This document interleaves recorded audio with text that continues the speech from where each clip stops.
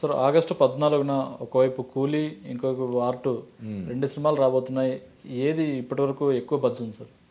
అంటే మొన్నటి వరకు ఈ కూలీ సినిమా కొంచెం పైచేయిగా ఉందని చెప్పి అనిపించింది. కానీ మొన్న జరిగినటువంటి ఈ రిలీజ్ ఫంక్షన్ ఏదైతే ఉందో అందులో హృతిక్ రోషన్, ఎన్టీఆర్ ఇద్దరు ఒకసారి కాలర్ ఎగరేసి మీరందరూ కాలర్ ఎగరేసుకునేలాగా ఈ సినిమా ఉంటుందని చెప్పి ఆయన హామీ ఇచ్చిన తర్వాత ఎన్టీఆర్ ఆ రేంజ్లో హామీ ఇచ్చిన తర్వాత ఆటోమేటిక్గా ఫ్యాన్స్లో మంచి జోష్ వచ్చింది. ఈ సినిమా కూడా క్రేజ్ బాగా పెరిగింది. ఈక్వల్గా ఇప్పుడు కూలీ వర్సెస్ వార్ 2 అంటే రెండు కూడా ఈక్వల్ క్రేజ్ ఉందని మనం చెప్పొచ్చు. అంటే ఓవర్సీస్ బుకింగ్స్ పరంగా కూలీది పైచేయి ఉందని మనకు తెలుస్తుంది. కానీ నార్త్ ఇండియాలో వార్ 2కి ఎక్కువ ఇది ఉంది. ఇక్కడ మన దగ్గర కూడా బుక్ మై షోలో ఎక్కువ కూలీకే ఎక్కువ టికెట్స్. కానీ ఇప్పుడు ఈ ప్రీ రిలీజ్ తర్వాత వార్ 2కి కొంచెం క్రేజ్ బాగా పెరిగింది. కాబట్టి అంటే ఎన్టీఆర్ నాకు తెలిసి ఎప్పుడు ఆయన అంతకుముందు సినిమాలకు సంబంధించిన ఫంక్షన్స్లో ఇలాగా చెప్పడం అన్నది జరగలేదు. అంటే లాస్ట్ టైం ఒకసారి సింగిల్ కాలర్ ఎగరేశారు సార్. ఏ సినిమాకి సంబంధించి? దేవరా టైంలో అనుకుంటా. దేవరా సినిమాకి. ఇప్పుడు మరి డబుల్ కాలర్ దేవరా కూడా డిసప్పాయింట్ చేయలేదు కదా. కాబట్టి ఈ సినిమా కూడా ప్రస్తుతానికి రెండింటికి ఈక్వల్ క్రేజ్ ఉందనే మనం చెప్పొచ్చు. ఎన్టీఆర్కి ఉన్న క్రేజ్ గురించి మనకు తెలిసిందే కదా. పైగా ఈ మధ్య కాలంలో ఎక్కడ ఫ్లాప్ లేకుండా నడుస్తుంది ఎన్టీఆర్ కెరీర్ కదా.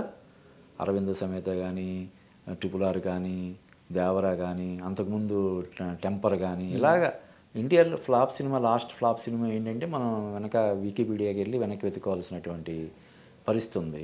అందువల్ల ఈ సినిమాకి పైగా బాలీవుడ్లో one of the biggest banners Yash Chopra films, Yash Raj అనేది వాళ్ళు అసలు మామూలుగా కాంప్రమైజ్ అవ్వరు. అంటే చాలామంది నేను కూడా ప్రమోషన్స్ విషయంలో అదే ప్రమోషన్స్ పరంగా ఎందుకు వీళ్ళు వెనకబడ్డారని అనిపించింది. కానీ వాళ్ళకి ఒక స్ట్రాటజీ ఉంటుందని మనకు చెప్తున్నారు బాలీవుడ్లో మన ఫ్రెండ్. వాళ్ళకి ఒక స్ట్రాటజీ ఉంటుంది. ఇప్పుడు ఎన్టీఆర్ లేదు ఇది వెనకబడుతుంది, మనం వెళ్ళి ఒక ప్రెస్ మీట్ పెట్టి ఒక ఇంటర్వ్యూ ఇచ్చి దీన్ని హైప్ చేయాలి అన్నా కూడా వాళ్ళ టర్మ్స్ అండ్ కండిషన్స్ ఏవైతే ఉన్నాయో అవి పర్మిట్ చేయవంట. మధ్యలో ఇప్పుడు ఉదాహరణకి సూర్యదేవర్ నాగవంశీ ఉన్నాడు, ఆయన ప్రెస్ మీట్ పెట్టి దీని గురించి మాట్లాడొచ్చు. ఈ సినిమా ఆయన కొనుక్కున్నాడు కాబట్టి తెలుగు రైట్స్ ఆయన కూడా ఎందుకు మాట్లాడలేదంటే ఇలాగా వాళ్ళకు ఒక స్ట్రాటజీ ఉంటుంది. కింగ్డమ్ అప్పుడే చాలా వరకు మాట్లాడారు. అదే అంటే వేరే కింగ్డమ్ సినిమా ప్రమోషన్స్లో భాగంగా దీని గురించి కొద్దిగా గొప్ప మాట్లాడాడు. పని కట్టుకుని ఈ సినిమా గురించి మాట్లాడిన ఇది లేదు. దీని గురించి అడిగినా కూడా నేను ఇప్పుడు కింగ్డమ్ గురించే మాట్లాడతాను, దీని గురించి మాట్లాడినని ఆయన చెప్పడం మనం చూసాము.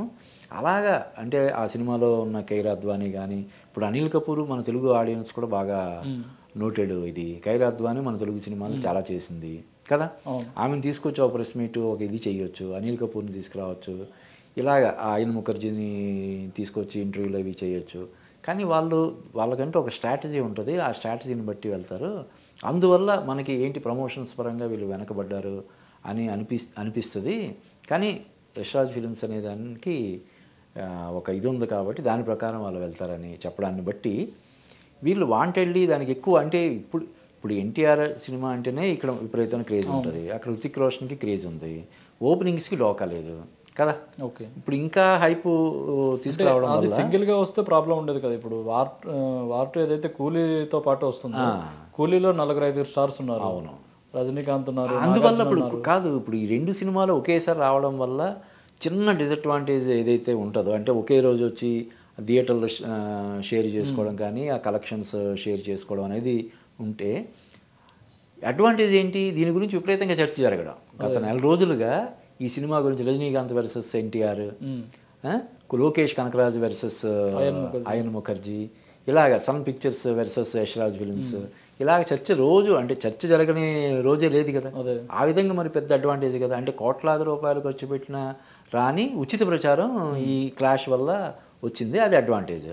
ఇకపోతే ఇది లాంగ్ వీకెండ్ కావడం వల్ల ఆగస్టు 15వ తారీఖు నేషనల్ హాలిడే కావడం అనేది పెద్ద అడ్వాంటేజ్ కావడం వల్ల ఈ రెండు సినిమాలు కూడా బాగుంటే బ్లాక్ బస్టర్ అవ్వడానికి అవకాశాలు పుష్కలంగా ఉన్నాయని మనం చెప్పొచ్చు. అంటే రెండు సినిమాలకి టికెట్ల రేట్లు అయితే భారీగా పెంచేశారు. అటు తమిళనాడులో లేని రేట్లు ఏపీలో ఉన్నాయి, ఇటు హిందీలో లేని రేట్లు కూడా ఏపీలో ఉన్నాయి. దీన్ని ఎలా చూడవచ్చు సార్? అది మాత్రం చాలా బాధాకరమైనటువంటి విషయం, ఖచ్చితంగా మనం ఖండించాల్సిందే. అంటే సరే మన తెలుగు డైరెక్టర్లు, తెలుగు టెక్నీషియన్లు, తెలుగు ఆర్టిస్టులు అందరితో చేసిన సినిమా భారీ బడ్జెట్లో చేసాము, దీన్ని రాబట్టుకోవడం కోసం మాకు టికెట్ రేట్లు పెంచండి అంటే అడగడంలో భావ్యం ఉంది. కానీ ఈ డబ్బింగ్ సినిమాలకు కూడా పెంచడం, అంతకుముందు భారతీయ 2 కూడా ఇండియన్ 2 కూడా పెంచారు. ఈ డబ్బింగ్ సినిమాలకు కూడా రేట్లు పెంచడం అంత దారుణం, దుర్మార్గం ఇంకోటి లేదని మనం చెప్పొచ్చు. అంటే చాలా కొద్ది మందికి ప్రయోజనం కలిగించే చర్యలు ప్రభుత్వాలు తీసుకోవడం, కేవలం ఒక 4-5 ప్రయోజనం చేకూర్చేలాగా లక్షలాది మంది ప్రేక్షకులకి నష్టం వాటిల్లేలాగా చేయడం అన్నది చాలా బాధాకరమైనటువంటి విషయం. ఈ విషయంలో ప్రజల్లో పెళ్ళుబుక్కుతున్నటువంటి వ్యతిరేకతని ప్రభుత్వాలు ఖచ్చితంగా సోషల్ మీడియాలో అసలు చాలా దారుణంగా ట్రోల్ చేస్తున్నారు. ఈ వ్యతిరేకతని ప్రభుత్వాలు దృష్టిలో ఉంచుకోవాలి. ఎందుకంటే కేవలం ఇప్పుడు ఈ సినిమాని ఎక్కువ రేటు పెట్టుకున్నారు, 100 కోట్లు పెట్టుకున్నారు, ఈ సినిమాని 80 కోట్లు పెట్టుకున్నారు కాబట్టి పాపం వాళ్ళకి నష్టం రాకుండా ఉండడం కోసం మనం సహకరించాలని ప్రభుత్వాలు ఆలోచించడం అంటే అది చాలా దుర్మార్గమైనటువంటి మన దగ్గర తీస్తే మనకి పైగా ఆదాయం ఉంటుంది. నువ్వన్నట్టు ఏదైతే కూలీ ఒరిజినల్ తమిళ ఉందో, తమిళంలో రేట్లు మామూలుగా ఉంటే 150-180 ఉన్నాయి, ఇక్కడ 300. ఇక్కడ టికెట్ రేట్లు పెంచేయడం. పైగా ఆయన దిల్ రాజు గారు FDC చైర్మన్గా ఉన్నాడు, ఆయన ఫిల్మ్ డెవలప్మెంట్ కార్పొరేషన్కి చైర్మన్గా ఒక బాధ్యతాయుతమైనటువంటి స్థానంలో ఉండి ఈ 2 సినిమాల వెనకాల కూడా కూలీ వార్ 2 సినిమాల వెనకాల కూడా ఆయన ఉన్నాడని చెప్పి అంటున్నారు. అందుకని టికెట్ రేట్లు పెంచారా ఏంటనే చెప్పి చాలా విమర్శలు వస్తున్నాయి. వీటిని ప్రభుత్వాలు దృష్టిలో పెట్టుకోవాలి. ఈ కొనేటప్పుడే అంటే ప్రభుత్వాలు కఠినంగా తీసుకుంటే ఇప్పుడు ఇంత రేటు పెట్టి తీసుకోరు కదా.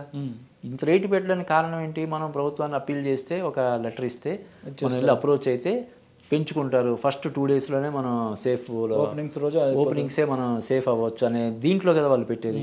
అసలు ప్రభుత్వాలు ఎట్టి బస్సులో అటు ఆంధ్రప్రదేశ్ ప్రభుత్వం కానీ ఇటు తెలంగాణ ప్రభుత్వం కానీ పెంచవు అని ఫిక్స్ అయిపోయారు అనుకో, అప్పుడు దానికి తగ్గట్టుగా వీళ్ళు లేదండి ఇంత వర్కౌట్ అవ్వదు, ఇప్పుడు మా గవర్నమెంట్ రేట్లు పెంచుకోవడానికి కూడా ఛాన్స్ ఇవ్వడం లేదు, ఆ విషయంలో చాలా కఠినంగా ఉంటున్నాయి, మీ దగ్గర ఎలాగో మా దగ్గర కూడా అలాగే రేట్లు పెంచడానికి లేదు కాబట్టి ఇంతకంటే వర్కౌట్ అవ్వదని వాళ్ళు కూడా నెగోషియేట్ చేసుకుంటారు. అంతే కదా.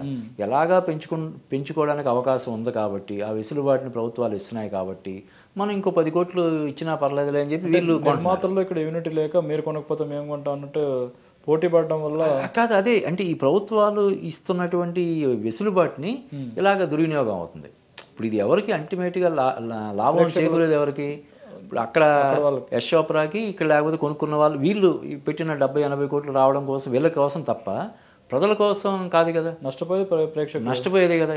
అంటే ఎన్టీఆర్ మీద అభిమానంతో, లేదంటే నాగార్జున ఫస్ట్ టైం విలన్గా చేసాడు, ఎలాగా చేసాడు ఏంటి అనే ఒక క్యూరియాసిటీ తోటో చూసేవాళ్ళు అదనంగా డబ్బులు చెల్లించాల్సి రావడం ఒక పెనాల్టీ లాగా. అది కూడా చాలా మంది 2 సినిమాలు చూడాలనుకుంటారు. అభిమానానికి పెనాల్టీ. వాళ్ళు ఏం చేస్తున్నారంటే ఏదైతే అభిమానం ఉందో దానికి పెనాల్టీ వేస్తున్నట్టు, మీరు అభిమానులా అయితే మీరు పెనాల్టీ కట్టాల్సిందే, మీరు మొదటి రోజు చూడాలంటే ఈ పెనాల్టీ కట్టాల్సిందే, చచ్చినట్టు మీరు చూడాలనుకుంటే ఈ అదనంగా మేము పెంచినటువంటి రేటు పెట్టాల్సిందే అని చెప్పి చేయడం అనేది చాలా దారుణమైనటువంటి విషయం.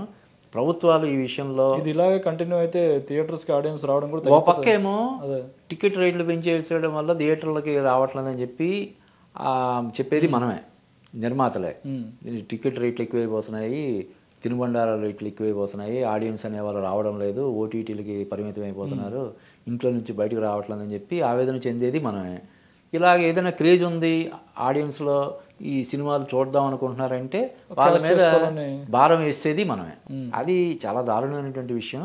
ముఖ్యంగా ఏదో రజనీకాంత్ సినిమా అని, లేదంటే మన ఎన్టీఆర్ సినిమా అని ఈ టికెట్ రేట్లు పెంచుకుంటూ వెళ్ళిపోతే, డబ్బింగ్ సినిమాలకు కూడా టికెట్ రేట్లు పెంచుకుంటూ వెళ్తే ఒరిజినల్లో వాళ్ళ దగ్గరే పెంచుంది, మనం పెంచి ఎట్లా అని, అది అసలు చాలా దారుణమైనటువంటి విషయం. ఆ సోషల్ మీడియాలో మరి ఇంత వ్యతిరేకత వస్తున్నా కూడా ప్రభుత్వం సంబంధం లేదు, వాళ్ళు ఏడిపోయేది వాళ్ళు ఏడిస్తారులే, మనకేంటి సంబంధం అన్నట్టుగా వ్యవహరించడం అన్నది చాలా దారుణమైనటువంటి విషయం. అంటే తమిళనాడు ప్రేక్షకులను ఒప్పుకోవాలి ఇక్కడ.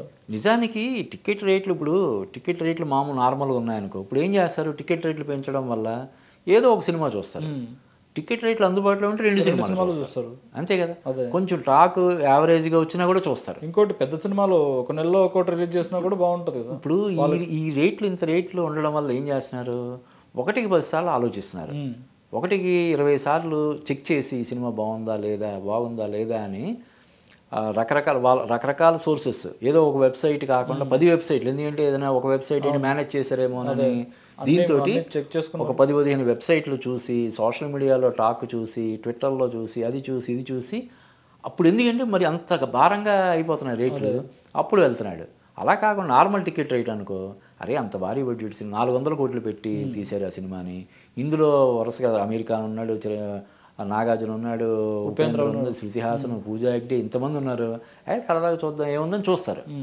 ఈ టికెట్ రేట్లు పెట్టడం అనేది ఇంకొకటి ఏంటి అంటే మన అభిమానాన్ని వీళ్ళు దోచుకోవాలనుకుంటున్నారా అనే ఒక చిన్న వ్యతిరేకత బ్రెయిన్లో స్టార్ట్ అవుతుంది. అయిందనుకో మానేస్తారు. 4 రోజులు 2 వారాలు ఆగితే ఓటీటీలో వస్తాయి. ఇప్పుడు ఇంచుమించు ప్రతి ఇంట్లో కూడా పెద్ద టీవీలే ఉంటున్నాయి. ఓటీటీల కంటే ముందు పైరసీ వెబ్సైట్లలో కూడా వచ్చేస్తుంది. పైరసీ కూడా వచ్చేస్తా, ఎందుకు నెక్స్ట్ డే పైరసీ వస్తుంది కదా, అందులో చూద్దాంలే అన్న ఇది వచ్చేస్తుంది. దానికి తావిచ్చేది ఏంటి, చేయడానికి ఇది ఒక కారణం. అంతే కదా. పైరసీ ఇప్పుడు ఎవరైనా పైరసీ చూస్తున్నారంటే ఏం చేస్తారు మరి వాళ్ళు? ఈ టికెట్ రేట్లు ఎవరు పెట్టుకుంటారు? మేము ఆ టికెట్ రేట్లు పెట్టుకుని వెళ్ళలేకపోతున్నాం, మాకు అభిమానం ఎన్టీఆర్ అంటే అందుకే చూస్తున్నాం అంటారు. ఇప్పుడు ఈ దారిలో ట్రాఫిక్ ఫుల్ ఉంటేనే అడ్డదారిలో వెళ్తాడు, ఈ దారి క్లియర్గా ఉందనుకో ఆ దారిలోనే వెళ్తారు. అది అటువంటి పరిస్థితి ఉంది. దాని ప్రభుత్వాలు సహకరించడం, వాళ్ళకు ఉండే చిన్న ఆబ్లిగేషన్స్ తోటి, అంటే లక్షలాది మంది ప్రేక్షకుల ప్రయోజనం కంటే కూడా ఒక 4-5 ప్రయోజనాల కోసం ప్రభుత్వం వ్యవహరించడం చాలా దారుణమైనటువంటి విషయం. దీని పట్ల సోషల్ మీడియాలో ఇంత వ్యతిరేకత వస్తున్నా కూడా వాళ్ళు పట్టించుకోకపోవడం అనేది ఇంకా విచారకరమైనటువంటి విషయంగా మనం చెప్పగలం. అంటే 2 పెద్ద సినిమాలు ఒకేసారి రావడం కూడా ఆ సినిమాలకే మైనస్ చేస్తారు.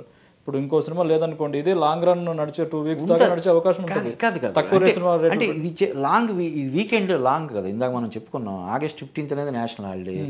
ఎలాగో తరచుగా ఈ సినిమాలకు ఉన్న క్రేజీకి తరచుగా విపరీతమైన లాంగ్ వీకెండ్ అయినా 4 days ఉంటుంది.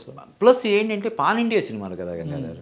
ఇప్పుడు ఇది వార్ 2కి నార్త్లో ఉన్నంత క్రేజ్ కూలీకి ఉండదు కదా. ఎంత రజనీకాంత్ ఉన్నా, అమీర్ ఖాన్ ఉన్నా కూడా, అంటే అమెరికన్ ఏంటి ఫుల్ ప్లెడ్జ్డ్ రోల్ కాదు కదా, జస్ట్ ఒక special extended role, more than guest appearance లాగా చేస్తున్నాడు. కాబట్టి వార్ 2 వర్సెస్ కూలీ నార్త్లో అంత ఇది ఉండదు. ఇక్కడ సౌత్లో మన తెలుగులో ఎన్టీఆర్ వల్ల తెలుగులో కూలీ మీద కొంచెం ఎడ్జ్ ఉంటే ఉండొచ్చు. ఇప్పుడు మిగతా చోట్ల రజనీకాంత్తో పోల్చితే మా కేరళలో కానీ, మన కన్నడలో కానీ, తమిళలో ఇంకా తిరిగేలేదు రజనీకాంత్కి. కాబట్టి దేనికి ఉండే స్పేస్ దానికి ఉంటుంది. ఓవర్సీస్లో కానీ అన్ని వీటైనా సినిమా బాగుందంటే 2 కూడా సూపర్ డూపర్ హిట్ అవ్వచ్చు. టికెట్ రేట్లో మీరు అన్నట్టు టికెట్ రేట్లు అందుబాటులో ఉంటే ఇంకా బాగుంటుంది. 2 సినిమాలు ఇప్పుడు అవకాశం ఉంటుంది ప్రేక్షకులు. టికెట్ రేట్లు అందుబాటులో ఉంటే ఫ్యామిలీతో వెళ్తాడు. లేదు అంటే నేను ఒక్కనే చూస్తానులే అనుకుని తను ఒక్కడే వెళ్తాడు. అంతే కదా. వీకెండ్లో August 15th నేషనల్ హాలిడే, సరదాగా ఫ్యామిలీతో వెళ్ళి స్పెండ్ చేయాలంటే మరి ఆ టికెట్ రేట్లు భయపడతాయి కదా. ఒక్కో దానికి టికెట్ 500-600 అంటే ఒక ఫ్యామిలీ వెళ్ళాలంటే ఎంత ఖర్చు అవుతుంది? మధ్యలో మళ్ళీ పాప్కార్న్ బాధలు ఒకటి ఉంటుంది. 5,000-10,000 దాకా అవుతుంది 5 members వెళ్ళాలంటే. మరి అంత సాహసం ఎందుకు చేస్తారు? ఒక నెలలో కూరగాయలకో లేకపోతే ఇంకో దానికో వచ్చే కరెంటు బిల్లు కట్టుకోవడానికో దేనికో ఉపయోగపడే బడ్జెట్ని ఒక్క సినిమా కోసం, జస్ట్ ఒక 3 hours ఎంటర్టైన్మెంట్ కోసం ఈ ట్రాఫిక్లో వెళ్ళి ఒక పూట దానికి కేటాయించి, ఓ పూట కేటాయించాలి కదా ఒక సినిమా చూడాలంటే. వెళ్ళడం రావడం ఇవన్నీ మనం చూస్తే దాదాపుగా 6-7 గంటలు మనం కేటాయించాలి. ఇంత గొడవ ఎందుకులే మనకి, టికెట్ రేట్లు తగ్గిన తర్వాత చూద్దాం అనుకుంటారు. కానీ అప్పుడు క్రేజ్ తగ్గిపోద్ది, బాలేదని టాక్ రావడం, లేకపోతే ఇంకెందుకులే ఓటీటీలో వచ్చేస్తాయి. ఏంటంటే సార్, ప్రీ రిలీజ్ ఈవెంట్లో ఎన్టీఆర్ డబుల్ కాలర్ ఎగరేయడానికి అది సినిమా మీద ఉన్న కాన్ఫిడెన్సా ఓవర్ కాన్ఫిడెన్స్ అనుకోవచ్చు? ఏంటి సార్ అది? మనం కాన్ఫిడెన్స్గానే మనం చూడాలి. ఎందుకంటే ఆయన చెప్పాడు, యశ్ చోప్రా, నువ్వు గర్వపడే సినిమా ఇస్తాను, నువ్వు గర్వపడేలా ఉంటుంది ఈ సినిమా అని చెప్పి ఆయన హామీ ఇచ్చాడని చెప్పి ఎన్టీఆర్ స్వయంగా చెప్పాడు. ప్లస్ ఎన్టీఆర్ ఏదో ఒక ఆఫర్ వచ్చింది కదా, బాలీవుడ్ ఆఫరు మనకు చేయాల్సిందే అని కంగారు పడి చేయాల్సిన పొజిషన్లో ఆయన లేడు. ఎన్టీఆర్తో సినిమాలు చేయడానికి ఇటు టాలీవుడ్లో కానీ బాలీవుడ్లో కానీ చాలామంది లైన్లో ఉన్నారు. ఎన్టీఆర్ కాల్ షీట్లు ఇస్తే సినిమాలు చేయడానికి చాలామంది ఉన్నారు. తనని ఎంతగానో ఎగ్జైట్ చేస్తే తప్ప, దట్టు ఇంకో హీరోతో స్క్రీన్ షేర్ చేసుకోవడం. ఇప్పుడు RRR సినిమా అంటే రాజమౌళి, అంతకుముందు ఎన్టీఆర్కి స్టార్డమ్ వచ్చిన సినిమాలే రాజమౌళి తీసిన సినిమాలు, స్టూడెంట్ నెంబర్ 1 కానీ, సింహాద్రి కానీ, యమదొంగ. అటువంటి రాజమౌళి సినిమా వచ్చినప్పుడు ఆయన పెద్దగా ఆలోచించకుండా చేసి ఉంటాడు RRR. కానీ ఇది వేరే బాలీవుడ్ డైరెక్టర్, చాలా వేరే హీరో, పడితే చేశానని చెప్పారు. వేరే హీరో సినిమా వేరే హీరోతోటి స్క్రీన్ షేర్ చేసుకునేటప్పుడు ఆయన డెఫినెట్గా తన జాగ్రత్తలు తాను ఖచ్చితంగా తీసుకుని ఉంటాడు. ఎంతో ఎగ్జైట్ చేసి ఉంటే తప్ప ఆ క్యారెక్టర్ చేసి ఉంటాడు. కానీ ఒక్కొక్కసారి నేరేషన్లో ఎగ్జైట్ చేసిన ఇది స్క్రీన్ మీద అది ట్రాన్స్లేట్ అవ్వకపోవచ్చు. కాబట్టి చెప్పలేము. కాకపోతే ఎన్టీఆర్ కాన్ఫిడెన్స్, అది ఆ రోజు ఆయన చేసింది కాన్ఫిడెన్స్ తోటే చేశాడని మనం చెప్పొచ్చు. చూద్దాం అది ఆ కాన్ఫిడెన్స్ ఎంతవరకు ఎన్టీఆర్ ఇచ్చిన హామీ, మీరు కాలర్ ఎగరేసుకునేలాగా ఈ సినిమా ఉంటుందని ఆ ఎన్టీఆర్ ఇచ్చిన హామీ ఎంతవరకు ఈ సినిమా నిలబెడుతుంది అన్నది మనం వేచి చూడాలి. Right sir, thank you. Thank you Gangadhar.